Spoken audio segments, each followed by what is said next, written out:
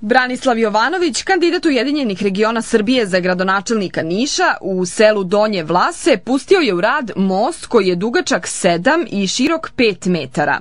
Gradski čelnici Niša potrudili su se da naprave od ovog događaja svečanost, pa su pozvali novinare i svečano presekli vrpcu. Jovanović je otišao korak dalje u predizbornim obećanjima, pa je najavio da će u najskorije vreme biti izgrađeni pristupni putevi.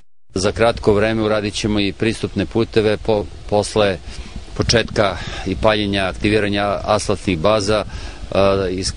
Uradit ćemo udarne rupe i uraditi pristupne puteve koji su potrebni da zadržimo meštane ovog sela da ostanu u Donjem Vlasu.